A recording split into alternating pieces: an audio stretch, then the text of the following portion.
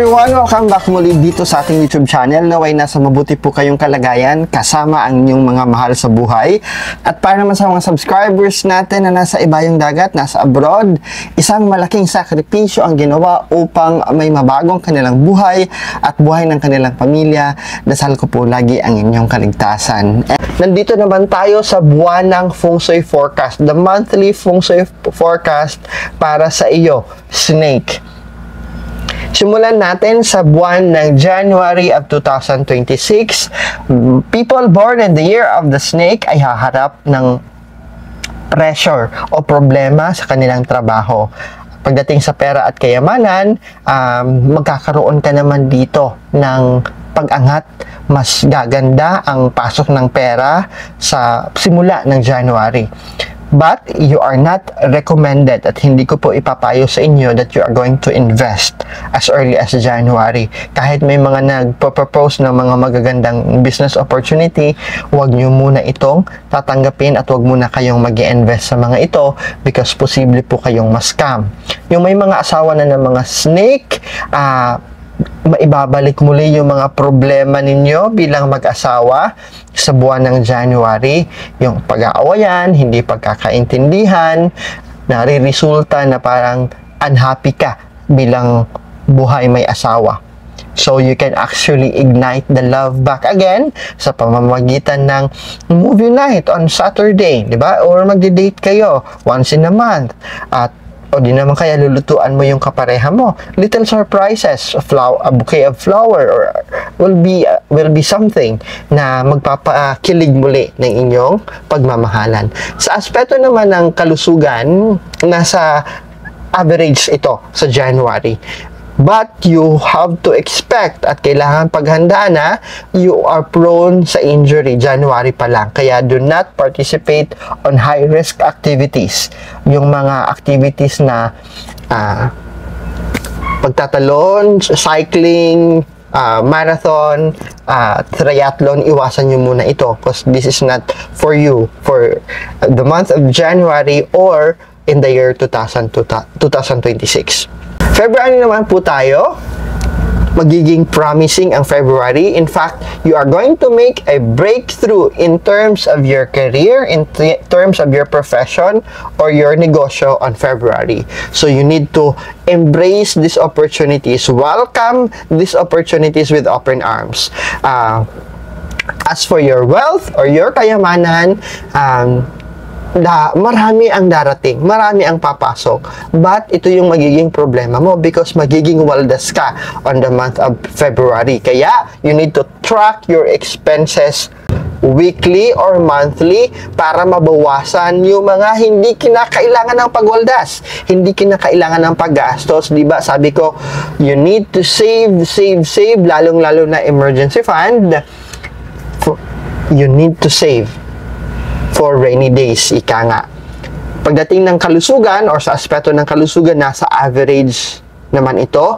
Ang kailangan yung bigyan ng focus as yung mga mata, your eyes, and your cardiovascular health kasi dito ka magkakaroon ng problema. Once may maramdaman kayo sa mga binanggit ko or nabanggit ko, cardiovascular at your eye, you need to go and magpa-check up na kayo agad-agad. Yung mga single naman, pagdating sa aspeto ng pag-ibig, single people ay might fall in love sa buwan ng ito. But you need to check again na hindi ka matrap sa toxic na relasyon, hindi ka matrap sa toxic at masamang ugali na kapareha. Dumako naman tayo sa buwan ng Marso. Satisfactory ang buwan ng Marso para sa mga March. Pag sinabi natin sa satisfactory, kaaya-aya, maganda, very promising. Your income sa buwan ng Marso ay kaya to cover all the expenses na gugugulin ninyo sa buwan na ito. You need to be creative to earn other sources of income, kaya pinapayuhan kayo to do part-time job or to do side hustle. Kung anuman ang talento na mayroon ka, make sure that that talent of yours ay ginagamit mo ng maayos at magiging hanap buhay mo yan. Mapagkakakitaan mo yan. Okay? Magiging depressing nga lang ang environment mo. sa opisina o sa trabaho. But this does not mean po na apektado ka at hindi mo ma-perform in an excellent way ang iyong trabaho. Still, you are going to perform in an excellent way yung trabaho mo, yung mga obligasyon mo. Yun nga lang, distracted ka lang because of the issues, mga chismis na nasa paligid nyo po. Ang aspeto ng pag-ibig ay hindi ganun kaganda. Yung mga single, yung unang attempt mo na manligaw ay ito turn down ka. Expect that one. Make ready with yourself.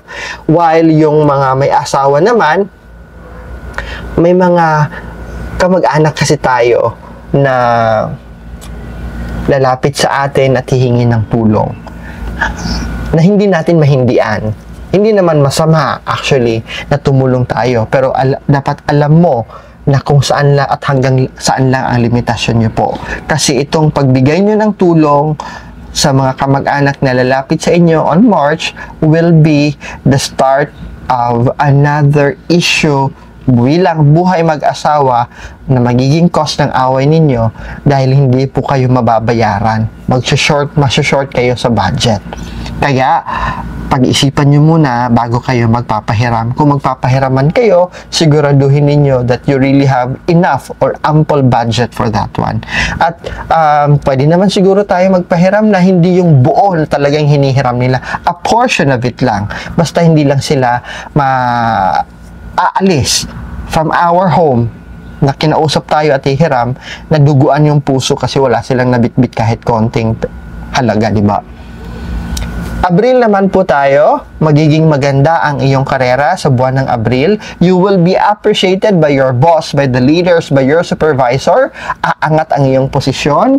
Ang iyong aspeto ng kayamanan at pera ay hindi rin ganun kasama. Magiging maganda rin. It will grow slowly on the month of April. Ang buhay pag-ibig ay sasabay din. Magiging okay din. Medyo kumpara sa mga nakaraang buwan, medyo magiging matumal ang iyong awayan at hindi pagkakaintindihan. So, pagdating naman sa kalusugan, so-so lang nasa average lang. But you have to expect, mag-ingat ka because there are possibilities of minor accident na mangyari sa buwan ng Abril. Sa mga nagda-drive na mga snake dyan, mag-ingat sa pagmamaneho on the month of April. Do not go on hiking or biking in remote places or else, very prone ka sa disgrasya. Mayo naman po, sa mga estudyante natin na mga snake, napakaganda ang buwan ng Mayo para sa inyo. You are going to achieve all your academic obligations at mga nire-require ng professors o ng school nyo po. You are going to submit all these things at ma-accomplish nyo ito with flying colors. Napakaganda. While yung mga nasa trabaho naman, you need to improve your professional abilities. You need to improve your skills. Kaya, pinapayo ko po sa inyo, if there are online seminars, webinars, and trainings na pwede nyong masingit sa schedule ninyo, go, mag-enroll kayo nito o mag-register kayo nito. Makakatulong yan para sa inyong paglago bilang isang profesional. Fortune Wealth, medyo bababa ang pasok ng pera at kayamanan sa buwan ng Mayo. There could be losses on your investment. Sa mga negosyante natin dyan, mag-ingat kasi may mga manloloko tayong nakikita. Pagdating naman sa kondisyon ng pangangatawan, dito medyo apektado yung mental health nyo po. There will be mental stress na makakaapekto ng iyong tulog. Kaya nire-recommenda po that you walk on the park, you go and enjoy muna a weekend outside of your regular home para, you can recharge your soul and yourself para mawala kahit konti yung stress na pinapasan mo o dala-dala mo. June naman tayo, stable ang inyong buhay sa aspeto ng pera at kayamanan. Magiging banayad ang buwan ng June. There will be problem sa iyong propesyon o trabaho because bibigyan kayo ng medyo mabigat na mga obligasyon o responsibilidad ng inyong mga boss. Dahil nga sa mga previous months ay nakakitaan kayo ng potential. You have to embrace this as an opportunity na kakayanin nyo, na maipakikita ninyo na kayo ay karapat-dapat sa kung ano mang ibinibigay nilang responsibility. Yung aspeto ng pera at kayamanan ay nasa average naman, kaya wag na wag kayong magpapalabas ng malakihang pera, bibili ng malakihang pera, malakihang items, at mag-i-invest ng malakihang investment, because this is not a good time for investment. So may mga asawa naman sa aspeto ng pag-ibig at pagmamahalan, harmonious naman, banayad at walang nakikitang awayan sa loob ng pamilya. Magkakaroon nga ng bagong miyembro ng pamilya. It could be an apo, it could be a bagong anak, or it could be a pet, a new member of the family. Those who are in love na mga single will find time na mas makilala nila yung mga nililigawan nila or yung naniligaw sa kanila. And there will be proposal. May mga magpo-propose sa inyo sa buwan ng June. July naman, you might encounter pagbabago on your life ngayong July. There will be minor problems sa loob ng inyong tahanan, tulad ng kailangan ipaayos yung bubong, nagdi-leak yung faucet, yung mga ganon. May maaharapin kayo on the month of July. Yung mga matatanda nyo, it could be your magulang or your grandparents, ay haharap ng problema sa kalusugan na kailangan kayo ang sasama, kailangan tumulong kayo sa paggagastos sa mga medikasyon or yung mga laboratory check-up nila. Ibig sabihin, itong mga ito ay kukuha din ng attention mo at pagiging busy mo on the month of July, maliban pa sa iyong trabaho. Your career luck will drop, actually medyo bababa, magiging matamlay sa month of July dahil nga magiging focus ka sa kailangan ipaayos sa inyong tahanan, sa kamag-anak na may sakit, yun, or sa mahal sa buhay na may sakit. Kailangan nyo po balansehin ang trabaho at buhay sa labas ng trabaho. While your wealth fortune naman ay hindi ganon kaganda, yun nga dahil sa may mga papalabas na pagkakagastusan, which is valid naman, repairs, medication, so valid naman. Huwag ito'y paghahandaan ninyo dahil pinagsabihan ko na kayo that you need to save an emergency fund as early as now. Ito, ginagawa ko tong vlog na ito ngayong 2025 of October. So, you might watch this, yung mga late na makakapanood, pati sinasabi ni Franz na ngayon na maaga ko pang sinabi, syempre hindi nyo makukonect yun kasi baka may mga late na makakapanood dyan. I am recording this as early as October, so you can set an amount for unexpected na mga kailangan nyong pagkagastusan. Okay? While sa buhay mag-asawa naman, dadagdag sa iyong problema ang hindi pagkakasunduan at pag-aaway ninyo bilang mag-asawa o bilang magkapareha. August naman, snake na mga people, yung career ninyo ay hindi rin ganun kaganda. Kung gaano ito ka masalimuot on July, ito'y tatawid hanggang August. Parang wala kang motivation to go at work, to show your abilities and to spend time really na ipakita yung galing nyo po, ay wala kang ganong motivasyon. Maybe because sa problema sa iyong tahanan, magdududa ka sa iyong abilidad, but please don't. Yung mga problema sa ating tahanan are just a wake-up call for us, but dapat hindi natin pabayaan yung trabaho natin. Pero sa pagtatapos ng Agosto ay may mag-o-offer sa inyo ng part-time job na pwede nyo itong tanggapin. While yung mga negosyante naman, you need to avoid working or negotiating with people who are born in the year of the tiger and pig. Okay? Iwasan nyo po na makipagsosyo sa negosyo o makipagnegosyo sa buwan ng Agosto kung snake kayo kay tiger at pig, kasi magkakaroon ng conflict of interest. Pagdating naman sa aspeto ng pera, hindi rin ganun kaganda. there are unexpected money naman na darating, pero lalabas din ito, mawawaldas din ito dahil sa mga pagkakagastusan sa inyong tahanan. Although, ang Agosto, medyo aangat na, babawi na dito yung buhay pag-ibig niyo po. Konti na lang yung hindi pagkakasunduan at pag-aawayan bilang mag-asawa. Yung mga single, may mga magpapakilig muli sa inyo. Pagdating sa iyong kalusugan, ito naman ang simula na babagsak ang iyong kalusugan. Most especially on your eye. Tandaan ha, Agosto, kailangan alagaan natin yung ating mga mata. That's why do not overuse your eyes. Kung oras na matulog tayo, tulog na tayo. Never, our screen time. Tayong mga tao ngayon, on this generation, talagang babad na babad tayo kung hindi sa iPad, sa cellphone, sa mga social media. Kaya naman, do not overuse your eyes. Mag-limit ka lang. Ganitong oras lang ako gagamit ng cellphone. After this, yon. So, you reduce your time, your screen time, and you need to do more outdoor activities. It could be taking care of your plants, walking with your dog. These little outdoor activities will actually be a great help para gumanda ang estado ng iyong mga mata. September naman po tayo. Pagdating sa karera, para sa mga taong pinanganak sa Year of the Snake, hindi ideal ang buwan na ito. Hindi ganon kaganda ang buwan na ito sa aspeto ng karera para sa iyo, Snake. You are going to be parang tired, demotivated, but you will be encouraged. Ito yung maganda. You will be encouraged by your workmates, by your friends sa trabaho during the most difficult time. Sila yung magiging backbone ninyo. Sila yung kakapitan ninyo. Okay? While yung mga may sariling negosyo naman ng mga snake, magkakaroon ka ng opportunity overseas.